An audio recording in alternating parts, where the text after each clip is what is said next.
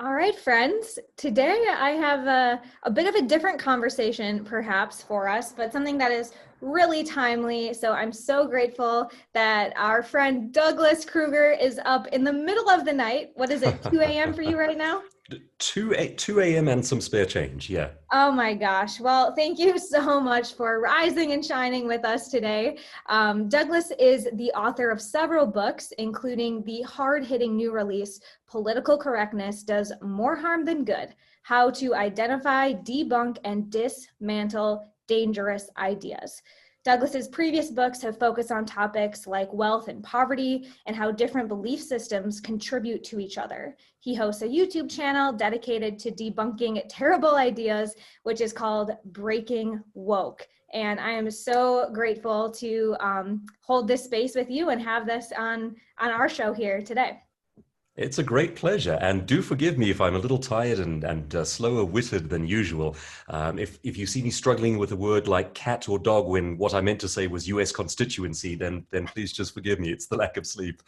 No, it's But great remarkable pleasure to be with you. you're willing to, be up at literally 2 a.m. So I'll give you an easy question, I hope, to start to get things warmed up here. And that is just what inspired you? You know, you have multiple books around poverty, wealth, entrepreneurship. And I'm just curious what inspired you to take this path to kind of pursue entrepreneurship for yourself.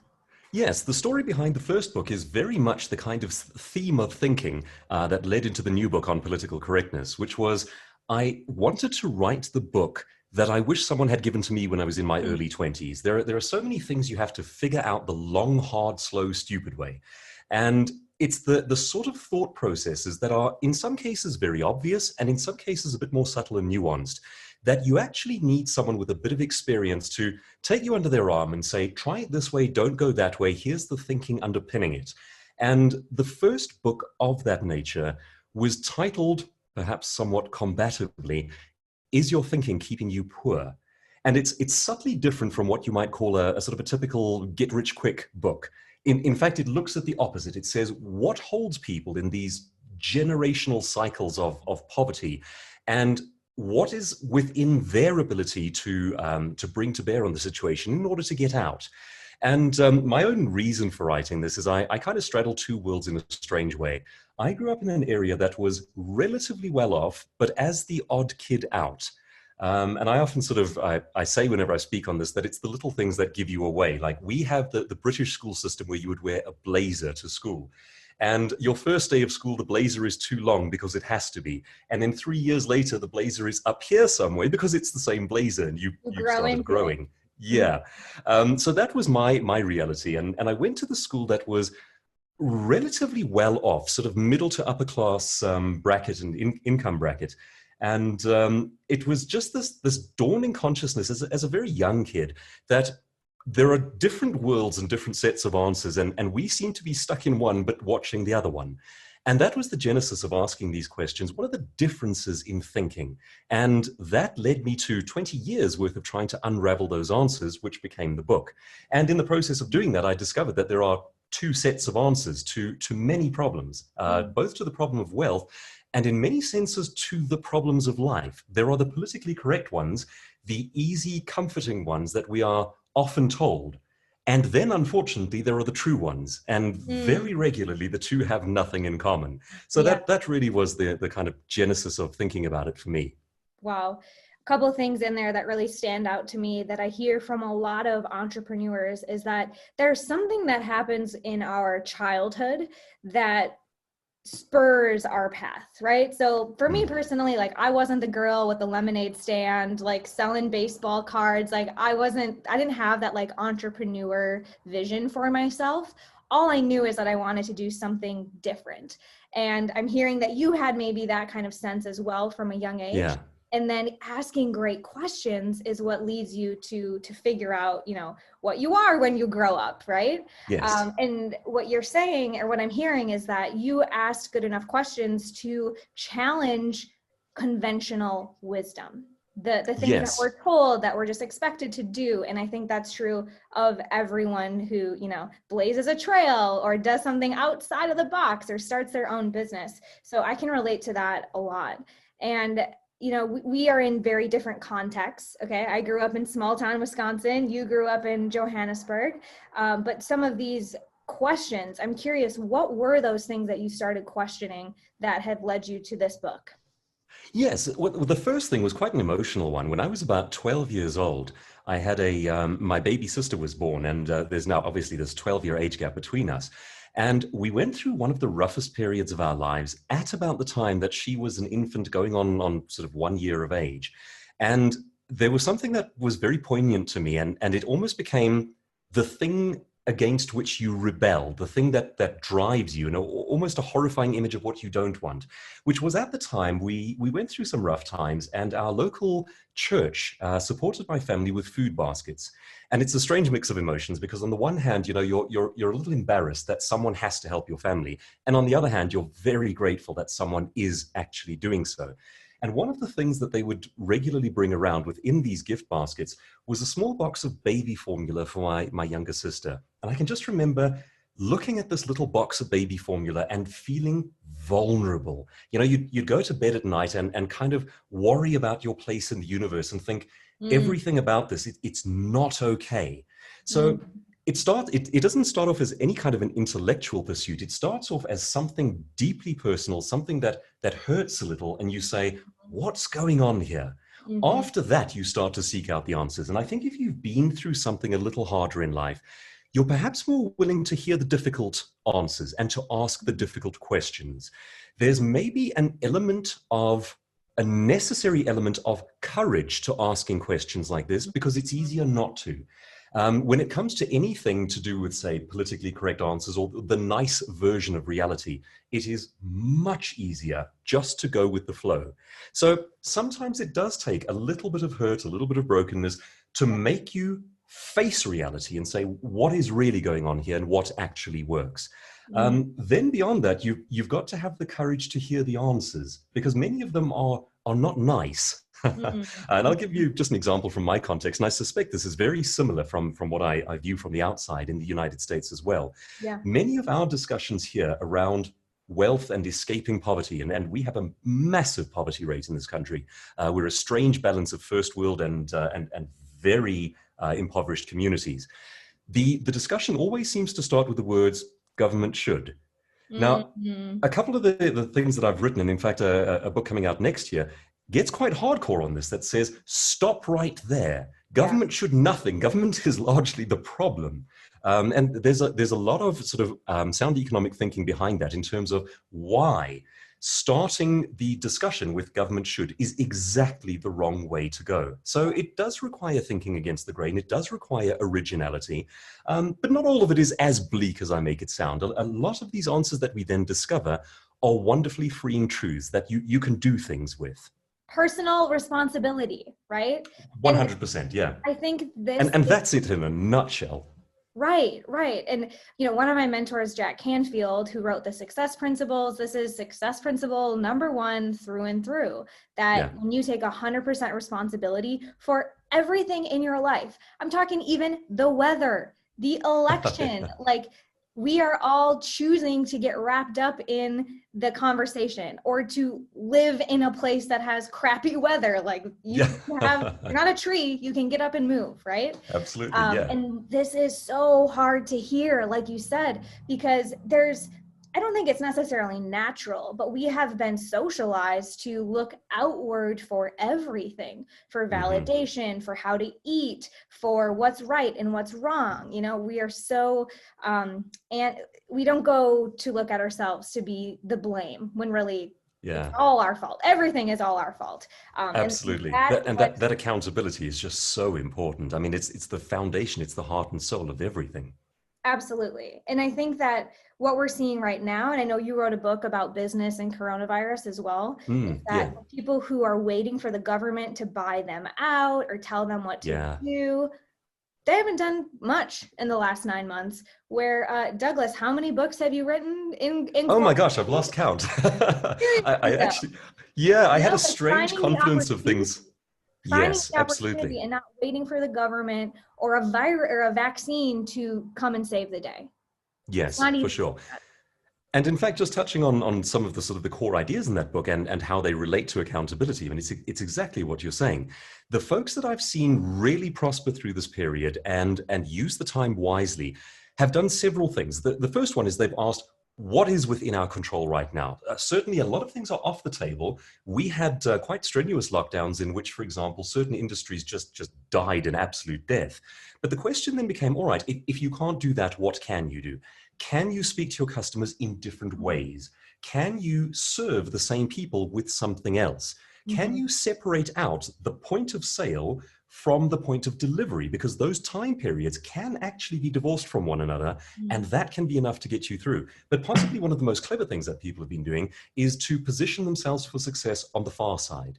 Yeah. To say, all right, everything is up for grabs right now, but the human needs underpinning whatever it was you did as a business have not mysteriously disappeared overnight. In most cases, they're simply on hold. So what could you do to position yourself as that strong brand, that top name, that leading expert in this time? If you have say, a retail business, for example, could you buy out your competitors, which then makes you the logical choice at the end of it? If you are an individual, could you be producing some kind of useful thought content that positions you as that name on the far side? And all of these things really come back down to exactly what you're saying, which is, are you taking accountability? What can you do? Yeah. Amazing. And like you said, this applies to business, this applies to relationships, right? The same mindset of what can I do? I think that's a Yeah. really great question. And speaking of great questions for people listening, another way I think about this is just to frame a situation in a what if brainstorm.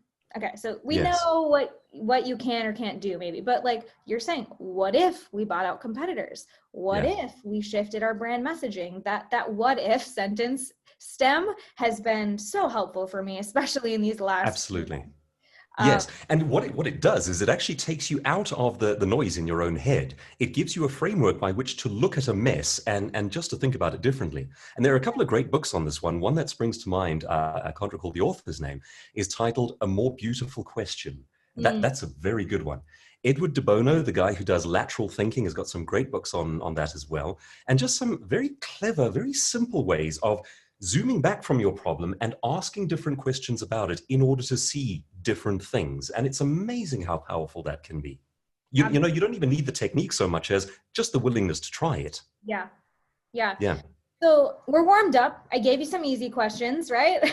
I want to talk specifically about this idea of political correctness Yeah. and what you mean by that, because you have a very polarizing book title, right? Yeah. Political correctness does more harm than good. What do you mean by that? Okay, so let's start off because we've been speaking economically and with wealth and poverty. Let's start there. Although the book touches on everything, it goes into identity politics, it goes into all the great flavors of the day. But starting just from an economic point of view, here you have two sets of answers. You have what you will typically hear from politicians, which is kindly sounding social programs about helping the poor. Then you have this bizarre disconnect that people tend not to examine. And we tend not to examine it because of election cycles that go either 4 years or 5 years, depending on what happens in your country. A politician will stand up and say very kindly things about what should be done. It is difficult to argue against that because in doing so, you position yourself as unkind to the poor. So it is packaged in such a way that it is hard to argue with. If you then trace the results, you discover that it actually ends up doing more harm than good. There's a great example of this one, a book I recently came across called The Tyranny of Experts. And the title is a little misleading. It makes it sound like the author is attacking all experts. In fact, he's not. He has been involved in government social upliftment programs across Africa and in developing nations for some 40, 50 years. And at the end of all of this, his take on it is, we're not doing any good. And in fact, if we'd done nothing, the outcome would have been better. Now, here's what he comes down to, and it's a little philosophical in nature, but it's really quite interesting. In the United States, which remains the world's most prosperous nation and has been for a very long time, your opening idea is the freedom of the individual under law. So, I mean, if you go all the way back to your constitution, it starts with the inviolable individual. These rights are held to be to universal. And then basically you're allowed to build a state around that insofar as the government doesn't impede on that inviolability of the individual. Now, what happens in these African nations is you will have generally a very Marxist economist will consult to these governments and say, don't worry about the human rights stuff. We can skip that step. Just start with a big program for economic upliftment. Now, of course, what they're missing there is that the economic prosperity follows from freedom. You can't do it the other way around. So in a best case scenario, what you actually need is a stable, well-governed, and relatively boring nation that is not trying to do social programs and government programs and economic programs. In essence, the government says, here's your safety, and then gets out of the way. And the reason for that is that all wealth comes from the point of sale. If you have a business selling something to another business, an individual selling something to another individual, that's where wealth is generated. The sort of economic advisors to these countries essentially skip that step. They start with wealth exists, now how do we distribute it? You've already missed a step. And the critical question there is, how is it developed in the first place? That's what we need to be asking. Amazing. Yeah, I mean, simply put, what I'm hearing is that there's a difference in mindset between, again, it's, to me, I'm hearing like employee mindset versus entrepreneur mindset, right? Employee, again, goes back to like, someone else will take care of it. If I'm just loyal and like stay here, then I'll be taken care of. They're going to, which is the opposite of the mindset that you were speaking about earlier, which is asking questions, having courage, and having that sort of that bold idea for your own life. It is much easier not to. Yeah, you're right. It sounds great, right? Like on paper, this is like, yeah, I should do my own thing. I shouldn't wait on someone else, right? It is much harder. And of course, here's where it starts getting scary. Here's the up and the downside to it. The upside to it is that the stats today show that the majority of the world's millionaires and billionaires living today are first generation business owners. Now that first generation part, of course, is important because it's saying they did not inherit it. It was not passed on down to them. These are men and women who have started their own businesses or have become the leader of a business. And almost all of the world's millionaires and billionaires today fit that category. The exceptions are a very small number of people who have inherited and corrupt business leaders or rather corrupt government leaders. That's a category as well. So in terms of genuinely growing a great deal of wealth, absolutely owning your own business is the way to do it. The scary part, of course, would be the stats on how many people fail when they try. Now, I counter that with the idea that if you try 10 different businesses over your life and one of them succeeds, that'll do. Yeah. All right. So I always like to put these things into practice, right? Like you mentioned, this is philosophical in some ways. Yeah.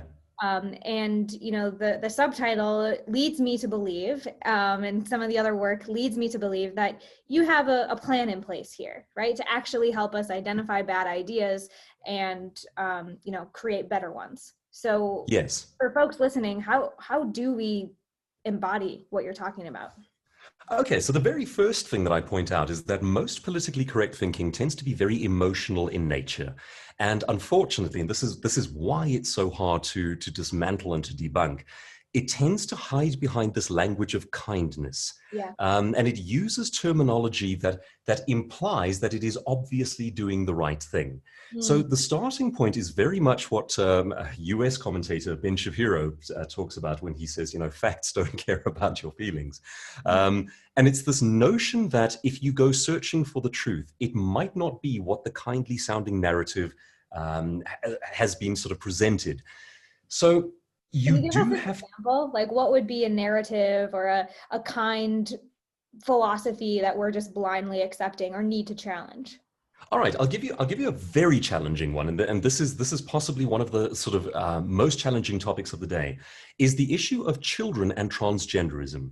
Okay. Now, this is one where we have seen 3- and 4-year-olds their parents taking them through this transitioning idea, flooding their bodies with hormones, taking them for surgical changes and so forth. And this is all, of course, done prior to puberty, which, of course, makes it more effective. Now, we know so very little medically about what is actually going on here, but a few things that we do know are quite concerning. One, for example, is that over 90% of young children who tell their parents who believe that they have this issue, that they believe they are the opposite gender to what they were born with, grow out of it if left to do so. So it becomes the case then that you have this kindness narrative that says, well, we're helping these people, we are sort of freeing them, we're doing the right thing for them. However, had you not done so, by itself over time, the stats suggest that it would have changed all by itself. So you then have to look at the children who have gone through this process and say, how many of them statistically would not have gone this route if they had been allowed to live a little longer? And as I say, that's one of the much more challenging topics. But there again, you can see this difference between the scientific understanding, what we actually know about it, versus the kindness narrative. What really becomes a problem is when the kindness narrative becomes so overwhelming that it's an idea you're not allowed to talk about, that even asking the question is considered morally unacceptable. Wow. And that is political correctness. And that's the part that worries me. I use the phrase in the book, you can have political correctness or you can have the truth, but you can't have both. And I think that's one example of the problem of that dynamic, where it becomes so difficult to even ask valid questions. And yeah, that's diving into one of the most contentious topics of the lot, but it's a good microcosm of the idea. Yeah, absolutely. This might be a tangent. I'm going to throw this out there though. I'm curious how you see this sort of, I don't have the right word for it, but this focus on facts more than feelings. Are you familiar with like the cancel culture that we're seeing in the US right now? Yes, very much so. And it's also a part of the new book. Yeah. Yeah. Okay. Well, then maybe I'll let you take it from there, because I'm hearing, that there are certain sets of facts that we need to get honest about. But when we look at an individual and facts, in politics right now, and maybe one set of facts ruling someone out, right? Like canceling. If you do one thing wrong as a politician, then I'm not listening to anything else you say. Yes. How do you talk about that in the book? Well, that's very interesting, because it's actually exactly the same thing that we touched on briefly with the economic discussion, which is I made the point that what you ultimately want is rule of law and freedom. And what you don't want is a politician sharing grand social visions. And one of the reasons for that is that a grand social vision that employs people impedes on freedom. If you are being used as a pawn for a political vision, to a degree, you are not free. In a nation in which people are genuinely free, there is no imposed big thing that is being done, because that's the opposite of personal liberty. Now, that's the massive scale version. That's the political version. Right down to the interpersonal version, where you jump onto Twitter and people shut you down, tell you you're not allowed to say this. That's the small version, which is the thou shalt nots and the thou shalts. Now, one of those is, both are a problem, but one is actually strangely more of a problem than the other. The thou shalt nots, which is very common, people saying you're not allowed to say that and shutting you down, cancel culture, deplatforming, that is a very common part of human interaction. In soft ways, there is something useful about it. We tend to shun bad behaviors. And when it's done in small groups and interpersonally, usually the function there is to stop people from being rude. It's an upholding of basic good manners. What's new to our species is you're trying to say something and 6 million people responding and shutting you down. Now that's something that is, even from the perspective of how our brains cope with other people, that is new and very unwelcome. It is also not even as bad as the thou shalts. The thou shalts are worse. Jordan Peterson from Canada, who's I think quite well known in the United States, rose to prominence for his refusal to use gender pronouns. And his argument was that it's not even about gender. It's the idea of someone telling you what you must say. And that's a whole different ballgame. you must raise your fist. You must use this terminology, thou shalt. There's something very concerning about that, because at the most simple level, if you have to do a thing that a mob requires of you, you do not have personal liberty. It's also very freedom of conscience. If you are a thinking individual, if you are a reasoning individual, the idea that you must raise your fist when the mob tells you to should be foreign and repulsive. Yeah, so let's go there. How do we forage better ideas or better actions than following the status quo? Yes. Well, the very first thing is we need to have tolerance for discussion both ways. And I'll give you an example of this one. I was quite pleased to see this.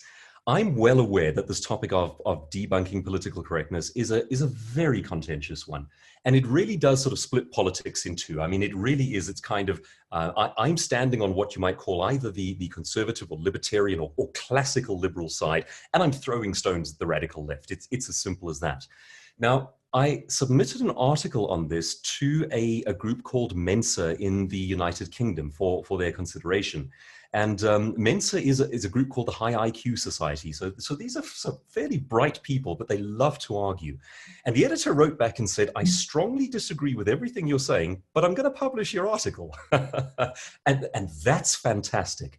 So it's this openness and ability to disagree and to say, but it's okay to disagree. And I think what matters greatly there is our willingness to open up our ideas and belief systems to scrutiny. I mean, for example, I'm a Christian, and I don't hold that to be a topic that people are not allowed to debate or attack. Now, by attack, I don't mean violence with a mob. But I do mean in terms of words and ideas and serious questions. And what I get at in this book on political correctness is truth must prevail. And that counts for my faith. It counts for scientific ideas. It counts for social ideas. The worst thing you can do is say, there is no debate to be had here. We forbid a debate here. And that's what's happening with things like the transgender argument and things of that nature, where it is simply, you may not speak about this. I'll go one worse for you. I've been keeping an eye on what's happening in the UK. South African culture, in certain respects, follows British culture in many sort of appreciable ways. And right at the moment, they have a bill being proposed by the Scottish Parliament. And the bill is packaged as an anti-hate and anti-discrimination bill. So once again, it sounds kind. It sounds like obviously the right thing to do. How could you possibly be against an anti-hate bill? But what the bill would allow is if you speak unfavorably about a topic like Islam in the privacy of your own home, you can be arrested for that. Now, that is a very new concept to a nation like Britain that has long been a place where people are free under the rule of law. This notion that if you speak unfavorably about an ideology, you can be arrested and taken out of your own home. That's the opposite of what we should be after. That is very sinister and incredibly dangerous. Yeah. Well, and this kind of circles back to the cancel culture topic, where we are creating these cultures of saying nothing is better than speaking up or asking a question or challenging norms.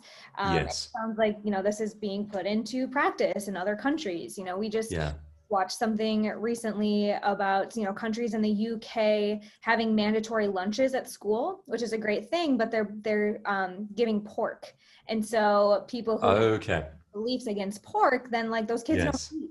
And it's like, again, racism or constraints or things can be put in these kind packages at the macro level of leadership and politics, but also on the micro level of don't say anything political on your Facebook page, don't do this, don't just those things that hold people back, and we police ourselves in that way.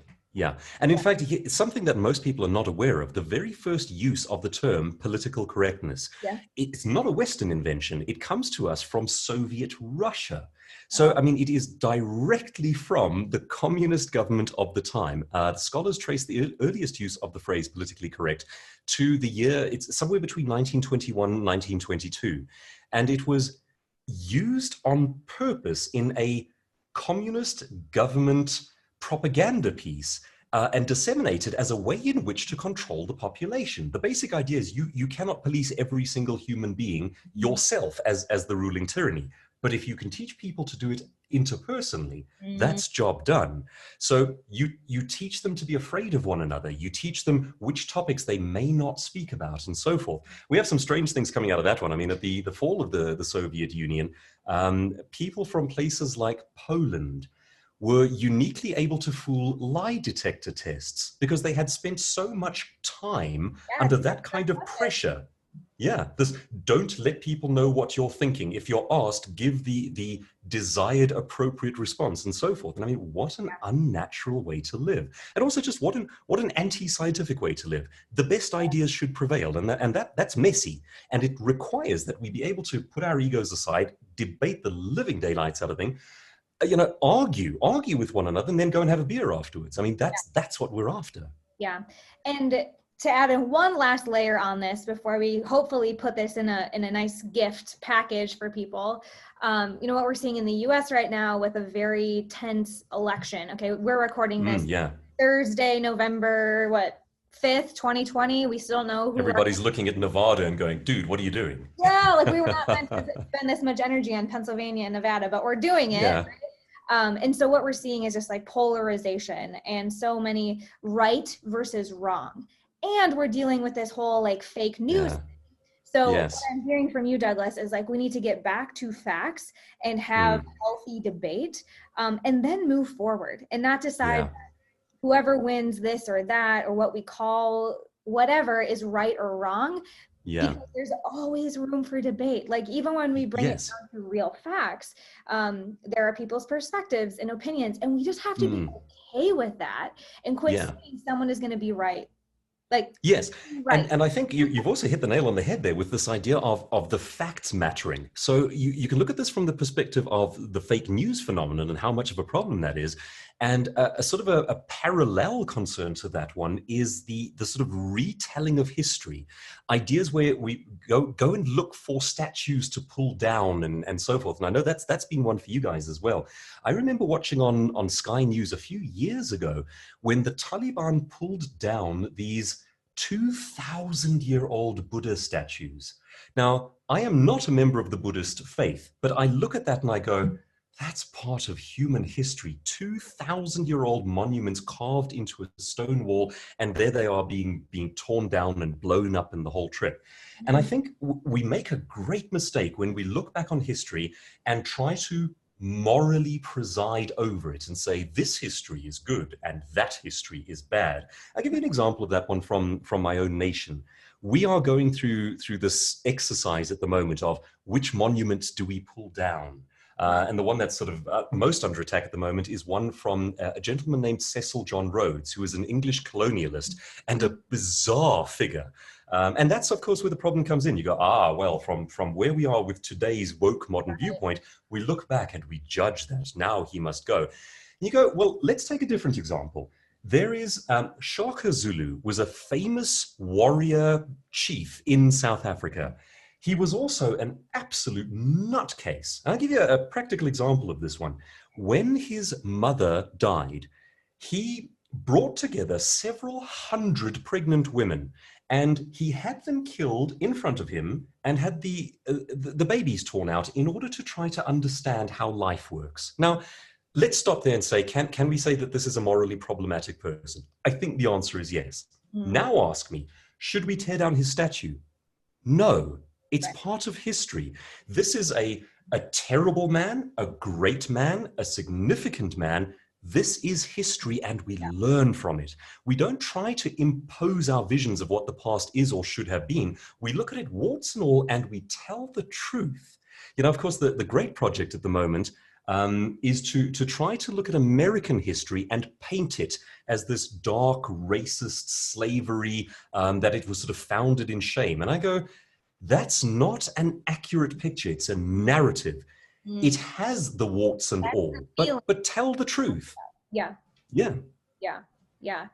Wow, so much here. And one of the questions I always ask at the end of a podcast episode here is, what would you say to someone listening who's hearing all of this and is like, wow, like there's a lot to do. I definitely need to check myself before I wreck myself, maybe. Yeah. But I do want to bring this to like the ground level of what is one thing listeners can do today to help them get to a more true future, or what I would call, a dream life, a utopia, Yes. if you will. What Okay, are I'll give you a few ideas on this. The first one comes from a man named Douglas Murray, a British author who wrote The Madness of Crowds.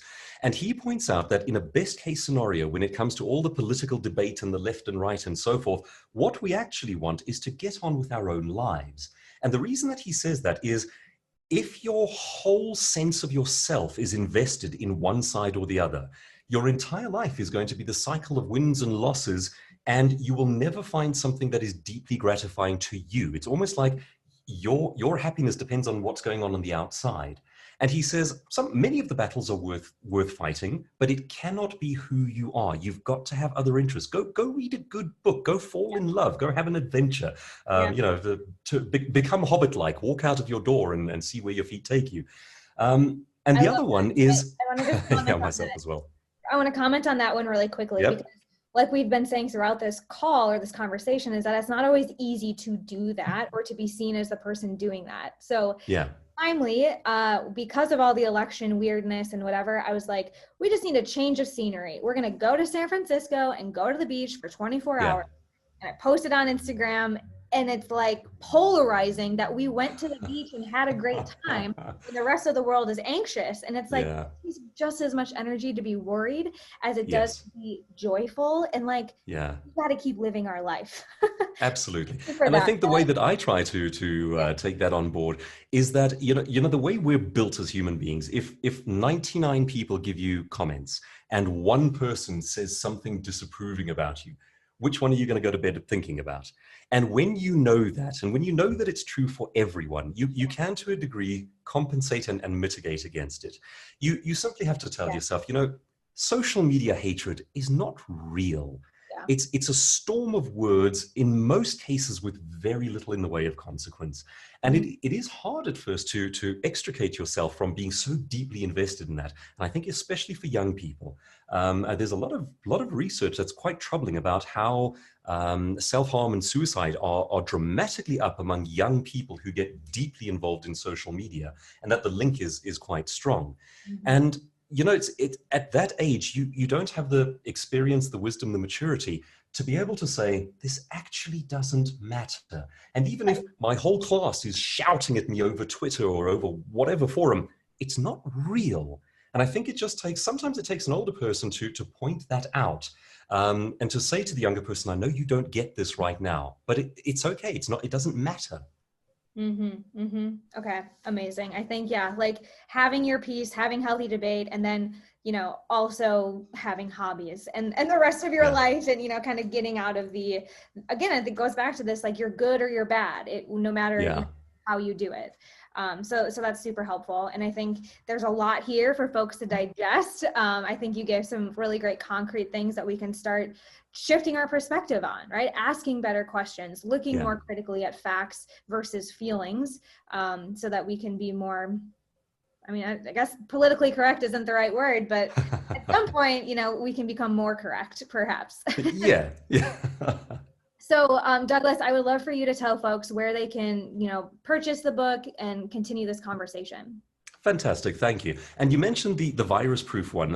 If you are struggling with your business, with lockdowns and so forth, it's a very short book.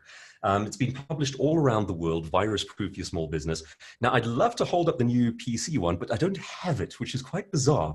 So it was published in the United States, and my copy hasn't arrived yet. Oh my God. It's available all over the world, though. Easiest starting point is just to jump onto Amazon.com. And the title is Political Correctness Does More Harm Than Good. It's available as an ebook. It's available as a paperback. And I have read the audio version of the book to date, but it hasn't been released yet. So that's coming as well.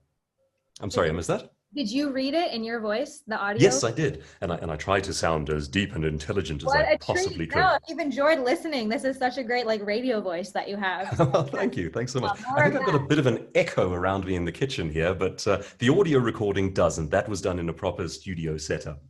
Amazing. And I made sure that that Amazon link is here on the live stream, as well as in the show notes that we'll be sharing out soon. So Douglas, I thank you really again appreciate that. so much for startling your morning in the middle of the night with us today. Really, really powerful conversations. And I do hope that listeners continue this line of thought through the book or your YouTube channel. And we'll wrap it up there, but definitely appreciate you. Thank you again. And listeners, I'll be back next week with another inspiring guest that will help you make your dream life your real life.